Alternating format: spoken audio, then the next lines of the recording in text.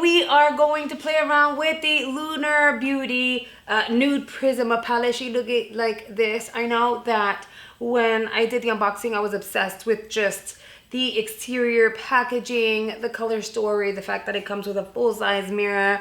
Super obsessed. Then I did the try on, and like at first, I guess first impressions was like, why am I not, like, I have to actually build the pigment. Again, not a deal breaker, but still, like, I am a full pigment kind of girl. So I was like, okay, we kind of have to build it. And then when I finished the eye look, I was like, this is so stinking pretty. And as per usual, you know, I like to feature palettes that we get in beauty boxes more than once to give you guys ideas on how to play around with some colors, create eye looks. So we're gonna do that today, and I'm gonna be honest, yes, you do kind of have to build the intensity and the vibe of it all, but at the end of the day, it is not hard to work with and it is really pretty. So I am going to prime my lids with my primer. At first, I also thought that maybe, just maybe, a factor was that I didn't have my like go-to primer, my July Cosmetics Clean Canvas on hand. Because for me, like sometimes, not all the time, sometimes if your primer sucks, then it'll kind of make or break you. But prior to discovering July Cosmetics, and even like in between, I have used my concealers as primers and it's worked out. So I know for a fact that not having my go-to primer is not what ended up making me just have to build the product on the eye. It's just a formula. And again, it's still really good. But now that I'm here back in the studio, I am able to use my primer, which makes me really happy. Also, I know July Cosmetics is having this amazing Black Friday in July deal. I do have a link and a discount code down below. You make sure that you use those for whatever you can, whenever you can. Right now, you don't really need codes, but you can utilize my link to go directly over there and get items like the clean canvas at a really reduced price. All right, let's get this look started. The first thing I want to do is I'm going to grab a big fluffy brush and I'm going to dip into the shade Vibes. This is a Tarrah Cosmetics. It is a all-over shader brush. It's nice and thick. I'm going to take her and pop her right here on the outer portion of the eye. You know why I really like this brush? I forgot I owned it. But ever since, I've just been cleaning her every single time I'm going to use her. So she's nice and fresh. But that's because it applies and blends all at the same time. You see what I'm saying? The crease is done. Most of the eye part is done because she's nice and thick. So I'm gonna apply her vigorously. If you don't have that, a regular like eyeshadow brush or even crease brush would work for this. Grabbing another kind of fluffy brush, I am going to dip into the shade Sakura. Is it Sakura or Sakura?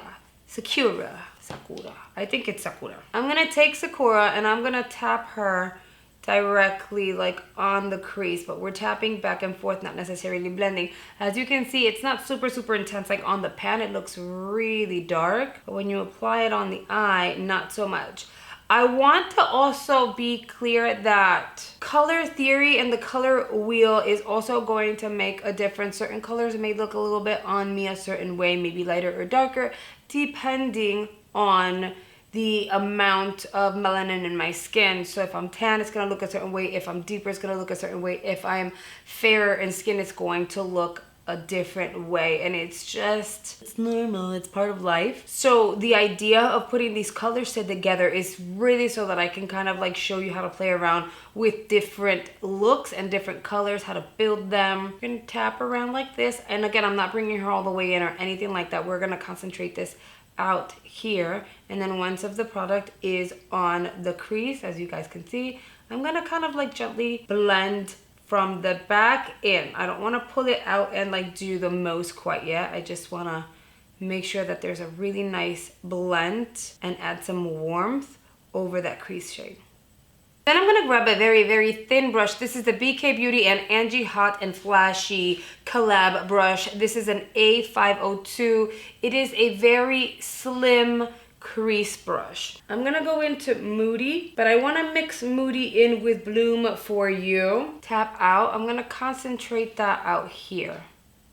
Now you see what I did? I mixed two different colors to kind of like create my own shade while making it nice and deep.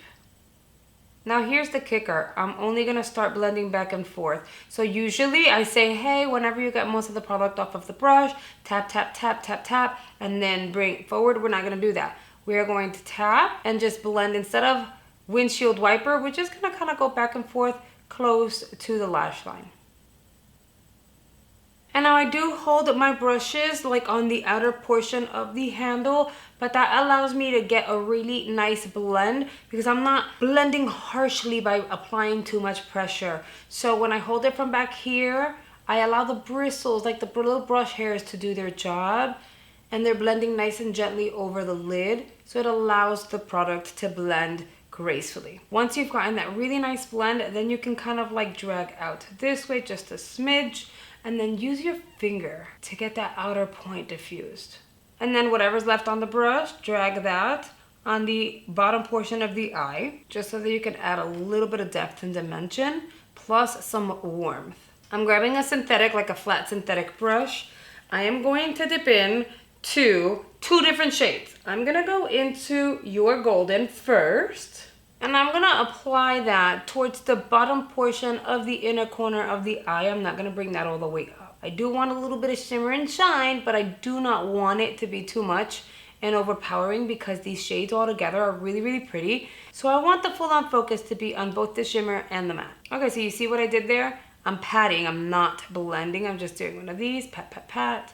Almost like making it into a topper when I know it's not. I'm gonna take that brush, I'm gonna flip her over, and then I'm gonna dip into So Icy, which is a white frost. It looks like a white frost metallic, has a lot of shimmer in it. I'm gonna take that, and you guys already know how I like to do. I'm gonna pat it here, and that I will drag, just to bring that light and brightness into the eye. And then I'm gonna go back in with the brush that I used on my crease. I'm going to blend inward this way because I don't want that shimmer to go up a little higher than I'd like. So we're gonna go onto the crease like this, diffuse a little bit, even bring it down a smidge here, because sometimes, you know, it could get a little crazy. We get a little excited with shimmers. So I'm just gonna bring whatever's left of that shade on the brush inward like this. It's kind of like quality control. We get to control how much shimmer and how far it goes. I'm gonna dip into Moody and the Bloom For You, the 2 dark shades that we kind of like created our own with. Once again with that thin crease brush, and I'm gonna go over wherever there's extra shimmers. Typically happens, that is perfectly fine. Again, color building, you put one color, you apply another one until you get that beautiful gradients, and then in between you're blending. So I'm gonna do that right now. Same thing I did before. Okay, so far the eye is coming together really well, and I'm really happy with it. But before I finish it off and show you the extra steps that I would take to elevate this to a whole other glamified look, let's talk about today's video sponsor, Skillshare. I have been a Skillshare member for about 2 years now, have participated and enjoyed over 20 classes. They have so many classes to offer. I personally have enjoyed DIY classes, gardening, tips and tricks on how to get the best quality out of your videos and a photo, and so much more. Now I'm gonna quickly show you guys like what my videos used to look like here and there throughout the years. So that you guys can see what a big difference it's been from the lighting to the setup and the ambiance behind me. I didn't know that making some simple tweaks to my lighting and my background could make such a huge difference. Okay, so here is a video that I released many years ago where I thought my quality was actually pretty decent. Now looking back, it definitely was not. The audio, the lighting, the saturation, the contrast, everything was off. And so, but I was kind of proud of it at the time. Now not so much. I tried making changes on my own, but I really didn't know what it was that I was doing, and I couldn't find anything online to help me. So I just kind of left it the way it was, hoping for the best. And once again, the quality was not where it needed to be. Now this video was filmed right after joining Skillshare. I was so excited to turn on my lights and tweak a few things. I remember I moved my ring light behind my actual camera. I moved my panel lights a little further back. I made them a little warmer, and I actually moved my microphone slightly closer, and I could totally see the difference instantly. At that point, I knew that Skillshare was a way for me because I was just eager to participate in even more classes and learn how much more I could improve my quality, and here we are. I always want to recommend classes for you guys to check out. I have 2 right now since we're talking about lighting, video editing, and I know so many of you guys have either launched your YouTube channel or are trying to figure out how to start. Guys, I suggest the Camera Basics for Video Creators. It is by Jevin Dovey. It's really good. It's a total of just 38 minutes, so it's all on your time, which is great, so you can pause and resume as needed. Another one would be Pro Lighting on a Budget, how to light a talking headshot, because it's hard. It's not just a picture, you're moving around, so you have to make sure that your lighting is hitting every single angle. And that class is by Uro Marovic. I really hope I'm saying that right. And that class is about 32 minutes. Skillshare even offers classes for people looking for new projects to work on. Plus, if you know of anyone who would love to join Skillshare, you can now gift a Skillshare membership. So make sure you come and join me on Skillshare today. The first 1,000 people to click the link and use my code provided to you in the description box are going to get a 1-month free trial of Skillshare. Now let's finish off this eye. I'm gonna go ahead, curl my lashes. Since I had been filming in my bedroom, my lash curler is over there. The entire family is hiding on the opposite side of the house. They were playing like a trivia game, and I was totally playing along even though I was in here because I could hear everything. So I say that to say that I am just using this one today because I do not feel like going over there. I'm gonna use the Il Makiage mascara. This is the High Volume and Intense Curl Mascara. I'm gonna admit, I've really been enjoying this one behind the scenes. I completely forgot that I owned it and I was like in a pinch. So I grabbed what I grabbed, and after I grabbed it, I was like, oh, okay. And I couldn't remember whether I loved it or not. And I'm rotating this one and the Ofra ones. I mean, the lashes look really good. I'm gonna go ahead and build this over at the bottom. I feel like this eye, because of how dramatic the outer corner is, it's gonna require a little bit of a lash. So we're gonna do that too. Do you see what the eye looks like already? It's really pretty. It's lifted, it's still doing its thing. You can wear it for the day, but I would do this like for sexy night out.